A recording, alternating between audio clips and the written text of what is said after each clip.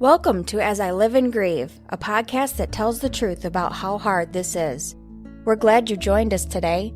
We know how hard it is to lose someone you love and how well-intentioned friends and family try so hard to comfort us. We created this podcast to provide you with comfort, knowledge, and support. We are grief advocates, not professionals, not licensed therapists. We are you. Welcome back again to another episode of As I Live and Grieve.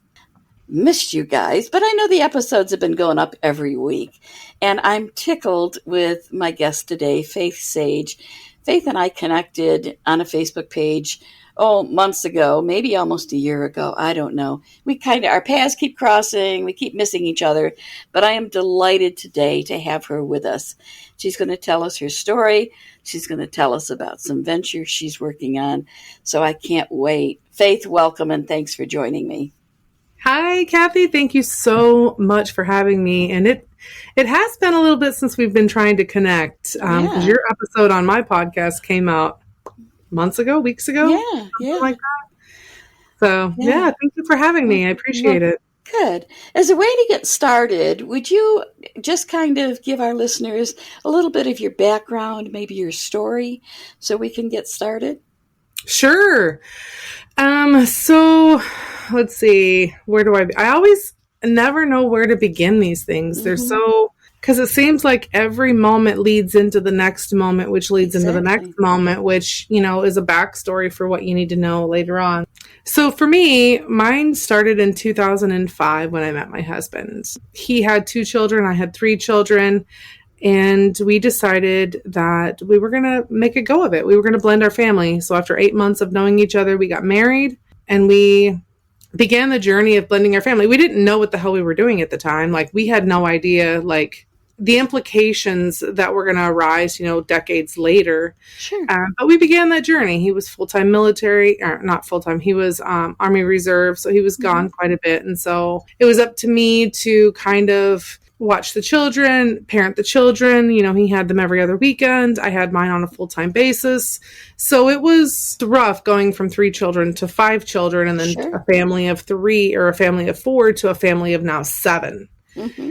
And at the same time that year, we had lost my father in 2005. And so at that point, my mom moved in with us because she, didn't have anywhere else to go. Sure. And so we live in Minnesota, and we packed everyone up into our house, and this is what we're doing. There's 3 boys and 2 girls, and that was in 2005. Fast forward now to 2016, we've been continually building. It was a big thing for me being a stepmother and not being the traditional Disney stepmother. I didn't want that. And so I would put extra attention on the kids, not forsaking mine, but just letting them know that I love them and that they were mine. All of them were mine. And it was in 16 that we got the phone call that our daughter, my husband's biological child, had died. She was in a car wreck. Oh. And it was just a freak vehicle accident. She was 19 years old, just starting her life. She had just moved down south of us about an hour and a half, and a flat tire in her vehicle rolled, and that was it. It was done. All of it was done. And so then we went through the process of planning the funeral, and of course we had to plan with his ex-wife, which was never a big deal because, like I had mentioned before, I made a point to get along with her and her family because these weren't just his children, they were her children as well, and I need to honor that as well. So we went through the planning process. We were in and out, boom, done. We went through the funeral services. We went through all the things that you go through after you bury a child. Sure. You have the cards and stuff, so you have to meet up for that. You have all the expenses. Mm-hmm. Well, we had decided, my husband and I, after my father had passed in 2005, we decided to have life insurance policies on all of us. Right. Just small things, enough to cover a burial expense if it happened. We weren't about to make millions or become mega rich or anything like that. It was just so that unexpected, expense didn't. So that burden wasn't added, right? Correct. And so we had that, and we decided that whatever the expense was, money was not going to be an issue for the burial. For the funeral services, for any of that. And so we went in, we planned it without money being an object. And I think that was it was truly a blessing for us. For the simple fact is that we weren't worried about cutting costs. We weren't worried about like, oh, we can't do this because, you know, we don't have the funds for that. And so, and she, and his ex-wife didn't know this. She didn't know this until the very end, that we were going to, you know, it's our life insurance. We're going to pay for everything, whatever, blah, blah, blah. Well, the day of the funeral, because we had been here, my husband's lived here his entire life. And then his ex-wife had lived in the neighboring town and towns like her entire life. And so they had this connection of friends and family and this network of people that they had built relationships with, that during the wake, you know, the time before, you know, come and give your respects to family, all that stuff, because she was cremated. So we had it at the funeral home. They come and they give their respects and stuff. And it was 4 hours we stood up there. They had to shut the doors on people because there were so many people still lining up, because we were such big in the community and stuff. And plus she was 19. Yeah. And so that played a big factor. But during the service, that at that time, her employer, who was Taco Bell for Minnesota, they came in and they put a blank check down and paid for the whole funeral. Oh my goodness. For everything, every expense that we could have thought. And so that was a true blessing for us as well. So it was heartbreaking and beautiful both at the same time, knowing that she had had this massive impact on this many people as well, and that our families had this massive impact. And then just going through the grief afterward, the grief of knowing that now you're never going to see her, you know, get married, have children, become the aunt that she always wanted to be, you know, with her brothers and sisters and stuff like that. And so diving through that one was, I think, one of the most trying times of my life. Right. And I just remember, because I'm a problem solver by nature, I like to solve the problems. Like those are the things. And this was a problem I couldn't solve. And so it hit me like a ton of bricks. I'm like, holy shit, what do I do now? Like, I can't fix this. I can't solve this. I don't know what I'm supposed to do. And I just felt lost. Just lost. And so I would just literally sit on the back patio and sit and sit and sit. I wasn't eating. I wasn't drinking. I was doing absolutely nothing. You came out there to sit with me, and that's all we were doing. I was not talking to you. It was pretty bad for a little bit. But bless my husband, he must have seen what was happening, and he reached out and he's like, hey, maybe you should listen to this. And so he started listening to these NDEs, near-death experiences on YouTube. And he's like, just take a listen. That's all you got to do. Just listen to one. And I started listening, and I listened to some more. And then I started consuming more and more and more. And I realized that for me, and of course, this wasn't like an overnight process. This was like over several weeks, months. And I realized that I was still connected with her, because when I lost her, I felt like we were severed. Like that was it. Boom. We're done. I'll never get to see her. I'll never get to talk to her again. I'll never get to hug her, all these things. And so when I started listening to those NDEs, it made me realize that everything is still connected. Her spirit is still here. Everything is connected.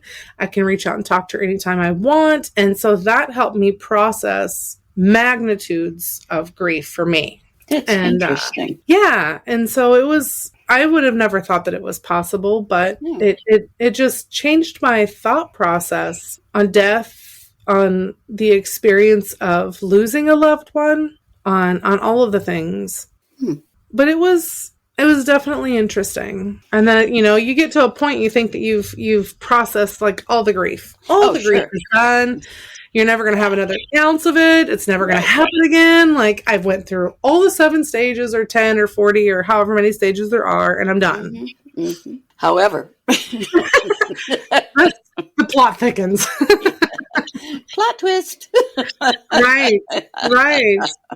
So then it was a couple years later in 2021, we got the phone call that we had lost our granddaughter, our little 4-year-old granddaughter. And so, and you know, I don't know why, it's always a damn phone call. It's always a phone call, and it just breaks your heart. And especially when your child is calling, and they need you, and you can't be there. And that was the biggest thing for us. My husband and I were remodeling in our house, and that day we were going to go and pick up siding. It was a couple hours away. And of course, this is the middle of COVID. It's the middle of lockdowns. Nobody's got anything. It's store is out of crap. And so we had to drive, like 5 hours one way and 5 hours back. Mm-hmm. And so we decided to take off bright and early that morning. My son and his wife and their family were moving into a house. And all of a sudden we get a call. There's been a freak accident. No. And now she's no longer with us. Oh. And my heart breaks. And of course your child's crying and they want you there. And you can't be there. So I remember back when I mentioned the ex-wife. Yes. So my son, my stepson, my husband's son, because unbeknownst to us, we had blended our family very, very well. They're very tight, very close knit, all the things. And so he had seen the accident and he called his mom, and his mom went with the family and sat with them because I couldn't be there. And so she went and sat with our children until we could get home that night. She drove them back home, all the things. And so it was like, so in a way we blended our families excessively well. And sounds like it. It's a community effort when we're raising these children. We think it's just us, and I need to be the best parent that I can be. I need to do this and I need to do that. And, all these things. And we have all of these cookie cutter methods that we are grown up with or raised with, at least for me anyway, that we're raised with. And we think that this is how it has to be. Never in my wildest dreams would I have thought, 1, that I would ever bury my child. Exactly. 2, that I'd ever bury my grandchild. Mm-hmm. And 3, that I would ever have to lean on a community of people to help me survive it. But here I was, because I grew up as a nomad and we traveled everywhere. And so we didn't have the root system that my husband and his ex-wife did. We never had that. Right. And so it was a beautiful thing. But then to watch your child go through everything that you went through was almost like an out-of-body experience. Yes, and at the same time, you're going through the loss of your grandchild. So it's another layer of grief, both at the same time. Both at the very same time. Absolutely. And so I remember as they were planning the funeral, because it was just my son and his wife and then me at planning the funeral. And I remember sitting there and I remember looking at them and, the anguish on their faces, I'll never forget, Sure. and thinking, how did we ever make it through this? Like, this is one of those things. Like, how did we do this? Yeah. How did we plan this funeral without... Right. And so it's just, I don't know. You make it through. You figure out a way. And then you look back and you're like, damn, how in the hell did I do that? And then you continue, you keep going. Right. You keep just putting one foot in front of the other, taking 1 minute at a time, 1 moment at a time, and just keep moving. Right. And so that's what we did. So many questions come to mind. It's such a, well, I guess the only word I can think of, and it's a shame because I'm an author, the only word I can think of is bittersweet. I mean, there are such beautiful moments in your story, but at the same time, it is so sad. And it's losses that no one should have to suffer, especially the loss of a child. I think that's one of the cruelest losses, whether it be in miscarriage or after the child is born. There's just no reason for it. And I really don't think God ever intended us to have to go through that. But, he gives everybody the capacity to make decisions. And some people, don't make the right ones. And then there's just unfortunate accidents at times as well. And we have to deal with it. But so much. And now, I know you have 2 books published. I do. Is this story in one of the books? It is. It's actually in this one right here, A Walk with Faith. I talk about all of the things I just mentioned. And after the fact too, of like helping people. I think the biggest thing is just listening to people and hearing them. Right. Letting them know that the thoughts and feelings that they're feeling they're okay. Mm-hmm. They're not crazy. As much as you think, I think the most downplayed emotion after losing a child or a loved one is the anger and the rage. Yes. That's the most downplayed. And I did a podcast a couple weeks ago and we talked about this and I made a comment. I'm like, rage responsibly, go out there, find those smash houses or go to a shooting range, or it's not a shooting range. It's more like a tactical range where you can throw stuff, mortars or whatever, and just get that anger and that rage out, because it will consume you from the inside if you don't. It will. And that, to me, and this is my opinion, that anger and that rage is one of the things that really stops people in their tracks from progressing on their grief journey. So if you don't do something with that, for me, I have come to, several things between my podcast, which is now 3 years old. But in talking with all of the guests that I have met, I believe that grief is a lifelong journey. It's going to change. The view is going to get different, so to speak. There's going to be peaks and there's going to be valleys. There's going to be mountains, and then you're going to trudge through mud. It's lifelong. I'm going to grieve until the day I die. But I also believe that for me and for many people, so perhaps you'll agree with this, that my grief was actually a catalyst for me to change and do something with my life that I never would have done. I tell the story where decades ago, I was terrified of the word death. My mother, who planned to the most minute detail her funeral and wanted to tell me about it because it's just my brother and I, and he was in Florida. So she wanted me to know all of the plans she had made. And she would say, I want you to come over for dinner because I want to tell you about my funeral. I literally made excuses. Those rescue phone calls? I had somebody call me in the middle of dinner with an emergency at work that I had to go to because I did not want to talk about death. Yep. Yet grief sought me out. It sought me out and said, I'm going to show you what you're supposed to do. And grief for me became a catalyst. Did you feel that way at all? Let's see. I think I just kind of fell into it. Okay.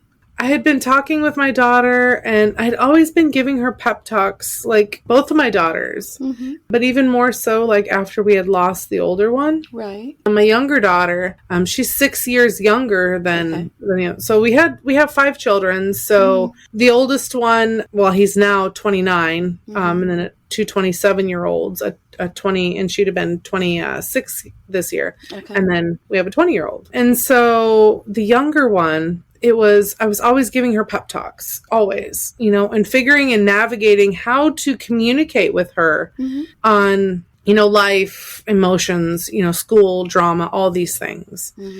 And unbeknownst to me, she would go and she would regurgitate everything that I said to her friends to help them with their life, school and all of these things. And then it just kind of snowballed from there. But after I lost so I always wanted to help people after I lost Cassandra, my daughter, my daughter. I always wanted to help people, but I was scared to because I thought, how can I help people? I'm just the stepmother.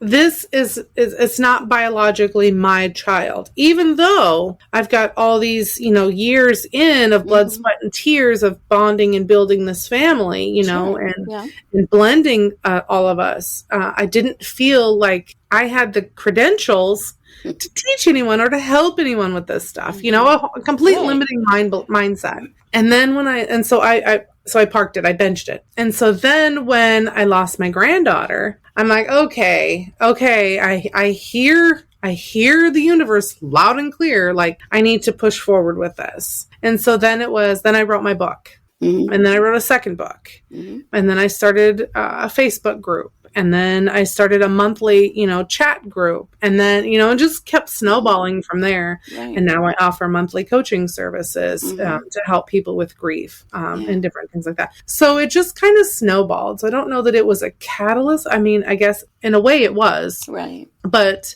I feel like I just kind of was flopped into it, kind of, Yeah. Yeah, it's not like I was planning for it. Nobody is. Yeah, and somebody said to me once, and I think I saw a quote somewhere about this. Somebody said, "I don't know how you do it," and I remember saying, "I wasn't given a choice." Yeah, it's not an option. It's like you got to get your butt up. You got to just go do things. And I remember clearly saying to myself one day, "I don't want to live like this for the rest of my life." No. And that was the stage I was on the couch every day from the time I'd wake up until the time I had to get up or let the dog out or wash the dishes or take a shower or something like that. That was all an effort to do. And I finally thought, I can't do this for the rest of my life. I know. So somehow we do that. But for a lot of people, they really, really get stuck and bogged down. Do you have any suggestions for people on, and I think first they have to be aware that that's what's happening to them. Right. So that they then can somehow find the motivation or the inspiration to do something about it.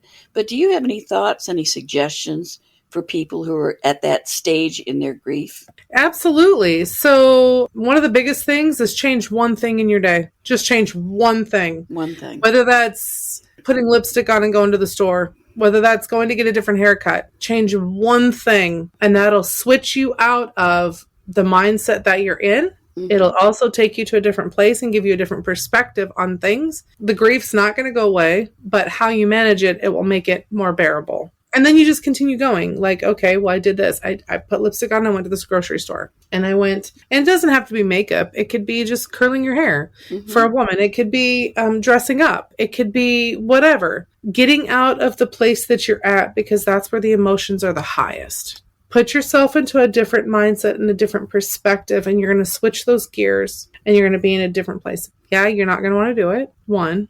Mm-hmm.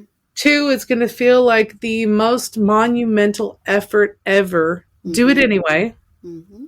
And that'll put on a catalyst to say, I can do these. I can do hard things. Because as humans, we were wired to do hard things. We're meant to do hard things. Mm-hmm. And grief, we've been dealing with grief since we were born. Right. Whether we didn't get a bottle when we wanted it, whether we stubbed our toe on the coffee table, whether we lost the baseball game that we had our heart set on, whether we didn't get the first chair at the music practice, whatever, whether our best friend moved away. We've been dealing with grief since the moment we entered this world, and we'll be dealing with grief from the moment we leave this world. Right. But the key difference is how you process it and how you deal with that grief, because it comes in layers. It's always layered upon layered upon layered upon layered. Mm-hmm. And so my whole theory is change one thing and it'll start flowing. Good. Make it a conscious effort every day. Do something. I like something that. Different. I like that. Many people say they just can't get their mind off it. And they love the word it. They can't get their mind off it. Right. Someone told me, I haven't tried it yet, but I'm dying to be in that state myself so I can try it, to take a blank piece of paper and put a pen in each hand. And with each hand at the same time, try to draw a picture of something, whether it's a flower or the sun or a star. And because moving both hands to do that at the same time in the same direction is such a difficult task for your brain that it's impossible to not think about drawing. So they said that was a great way to kind of shake your mind away from dwelling a single topic. And then once you've just kind of jarred your mind in that, then it might be easier to get up and go do that one thing you decided to change. So absolutely. I don't know. I've got to try it sometime. Fortunately, I've not really been in that state for a long time, but that doesn't mean I'm exempt. Doesn't mean I'm exempt. I'm well aware of that one. So unfortunately, and I always hate this, but it's just a condition of these half-hour episodes where our time is winding down. And I don't want to get to the end without giving you a chance to speak directly to the listeners without me interrupting with questions or comments or anything like that. So, Faith, the microphone is yours. Let's see. If I could leave the listeners with one major thought, it's to reach out, just to reach out to someone. Know that you're not crazy. It's not crazy. I don't care if it's been 1 year, 10 years, 20 years, and you're still dealing with this. The fact that you're recognizing that you're dealing with this is major. Reach out to someone. Get the help that you need, because this is all mindset work. I come from a business background, and I think a lot of it that helped me was the mindset work that I had done previously with building out my own business and stuff. Mm-hmm. And just focus on your mindset. Learn how you are, how you deal with grief, the triggers that you have. Like we have a lot of these bad habits that we like to do as humans. We like to self-indulge and just shy away from the things that are painful to us because we think that it's protecting us.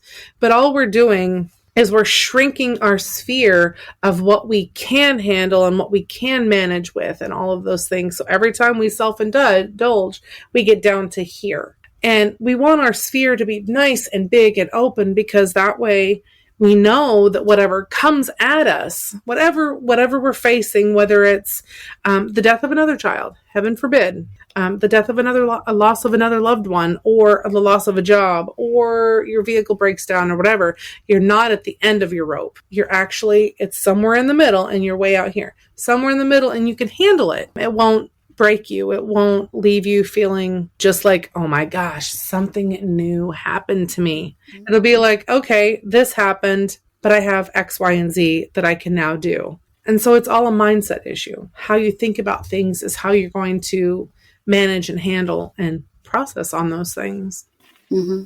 Anyway, that's my TED Talk. Thanks for coming. That's cool. So tell us a little bit more about your podcast. Okay, so my podcast is called Release because I felt that the people around me were not releasing the grief that they had, the anger that they had. And I had originally started it for people that had lost a child.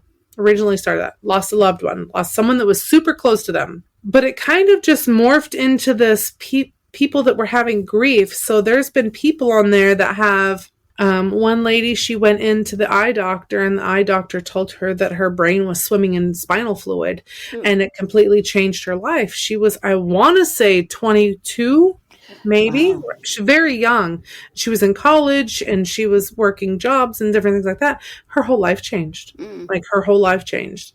And so she didn't realize she was in grief because now she has a walker and stuff, and she's a young woman.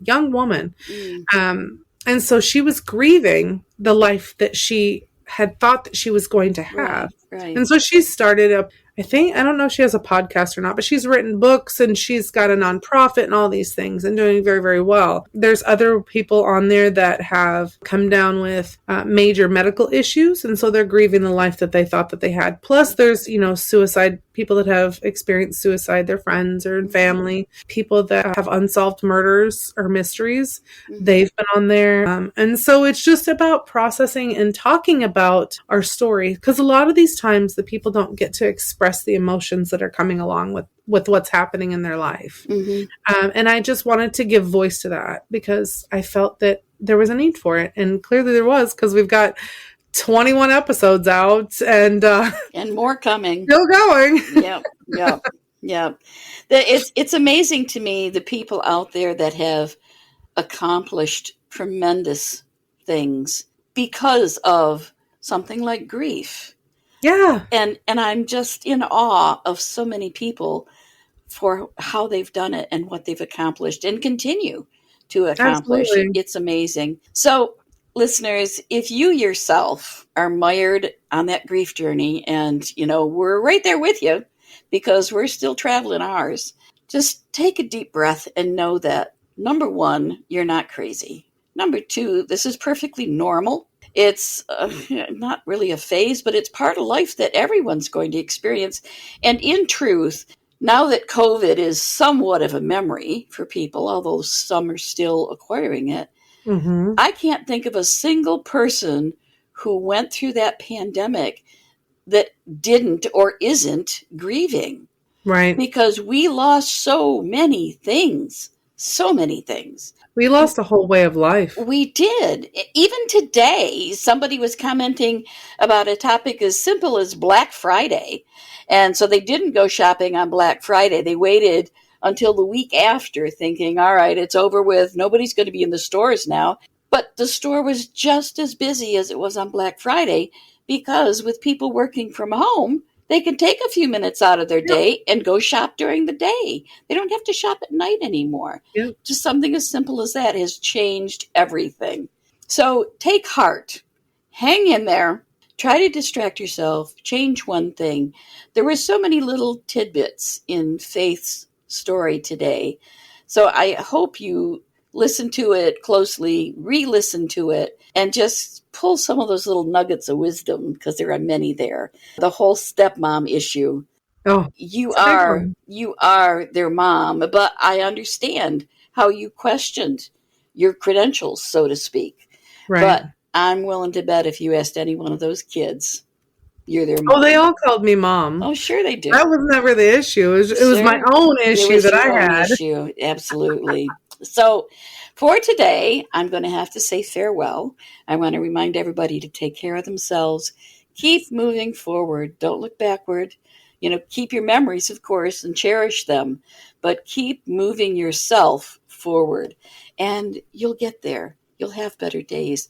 I promise. I promise. Until then, and until next week, again, thank you so much, Faith. We'll talk to everyone soon. Catch you next week as we all continue to live and grieve. Thank you so much for listening with us today. Do you have a topic that you'd like us to cover, or do you have a question from one of our episodes? Please email us at info@asilivandgrieve.com and let us know. We hope you will find a moment to leave a review, send an email, and share with others. Join us next time as we continue to live and grieve together.